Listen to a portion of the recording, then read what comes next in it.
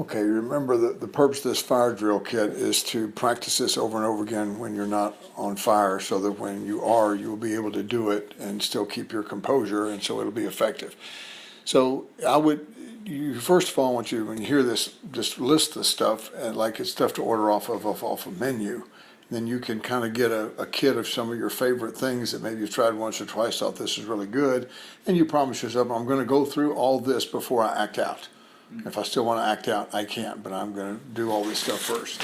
So, it starts with, immediate things you can do for your body is deep breathing, because it calms you down.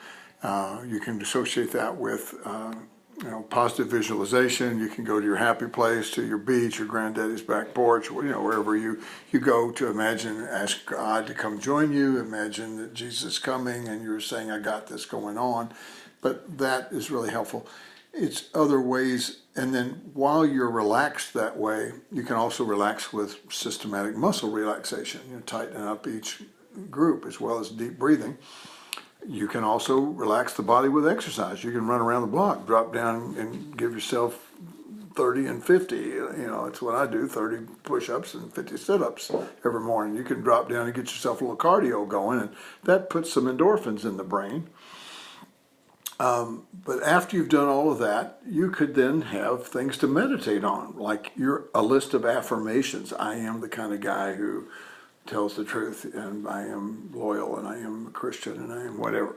And, I am in recovery. But all these affirmations you can say to yourself, but if you say them to God, it's like prayer and meditation, which is step 11, one of your maintenance steps if you were a 12-stepper. But it means that you're saying this to God, lifting it up, but you say it out loud, and then you're quiet and you wait for a meditation is letting God impress upon you some response. It's like, yes, you are. Look, remember that time? And think about how that would work in the future, is acting that out. And maybe he'll just give you a good feeling inside and says, now you can move on to the next one. But there's some kind of a quickening or a confirmation that God's going to give you to illustrate and confirm that thing. There's all these prayers you can do. The Serenity Prayer, the Lord's Prayer, the Lord make me an instrument of thy peace prayer. You can do some Psalms. You can read a list of scriptures like the ones that I've given you to read on lust. Just rip through them and get all those biblical pictures of the stupidity of sexual sin. You can go through a set of consequences in your mind. Here's the pros and cons of here's all the things that jacking off to porn or whatever you're thinking of doing, or hitting on this girl or whatever you want to do, some kind of orange circle behavior or red, this is the positives that it will give me. Let's admit it. Let's talk it out. Let's don't act it out, but let's admit it. Yeah, it would make me feel good. It would make me feel young, make me feel wanted, yada, yada, yada. Go ahead and look at the positives and then look at the negatives alongside it and kind of weigh it against.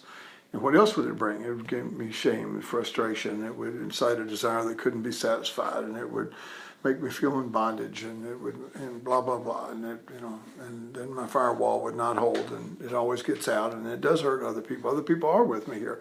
I'm one flesh life partners with Mandy and with God. This body isn't mine. It's really those kind of insights. Anything I do in this body affects God and her and the kids. So I'm bringing this woman into this. And another way, look at the consequences. This woman I'm thinking about being with, who's a porn queen. This woman has issues. She's got problems. She's got negative emotions, bad body image, shame, resentment toward men, hate or fear of God. She's got a lot of toxic stuff inside that body. And if I touch that body, I am, or just pretend that I am, I'm taking all that in. And I don't really want that. I can't have the body without all the crap that goes with it. And can I really afford that? Isn't it all I can do to make peace with the one woman I've got? Am I man enough to take care of two women? I don't think so. These are the kind of things you can say to yourself. And it says, now having kind of centered myself and said all that, now what do I want to do? And the last thing you can do is just ask God, God, relieve me from this. Either take away the desire or give me a better way to fulfill the desire than that. Is there something better you're going to give me right now? And pause and wait and see what God's going to give you. So, like I say, maybe he wants you to masturbate to the thought of your second honeymoon. But you're going to do it with him. And you might want to ask him as one of your fire drill things, are we going to do this? Or are you just telling me, no, I want you to, you won't need to do anything at all. But that may be an option to consider. Ask God, can I do this instead of that? Or do you want me to resist both of them? But asking the question lets you know there's several doors out of which I could leave this dilemma. And I'm about to walk out of one of them. Which one shall it be? That's way better than the one choice, forced choice dilemma. You know I'm going to get you sooner or later, boy. You might as well pay the man because it's just going to get worse. But that's the way addiction always wants to talk to us. It owns you. Well, whose slave am I? If I'm in bondage to something, am I the slave of this porn queen or the porn industry or slave to my own lust, or am I going to be a slave to the author of freedom? Who do I want to be in bondage to? The author of freedom. That's a pretty good master. I'll choose you. That's a pretty smart choice. And then, and the last thing that should be on there is I'm going to call two guys before I act out. And I'm going to tell them, this is what I'm thinking, this is what I'm about to do, this is the fire drills I've already done, I'm going to do this and this and this. But I'm still, on a scale of 0 to 10, I'm still got a 7 on fire, 7 going on 8 right now is where I am on this. And, if 10's over the top, I'm gone. I'm 8 going on 9 right now, but pray for me. And call me back if you can, Let me know how you're doing. I care about you, man. Hang out. Call two guys like that. Then you realize you're not alone. Not only is maybe you don't feel the presence of maybe Mandy or God, but you might feel that my rising or falling right now, going forward or backward, is going to affect some other guys. They're going to want to hear that I did not act out. They're going to be empowered if I take a step up, and they're going to be disempowered if I take a step. They're going to be disappointed in me.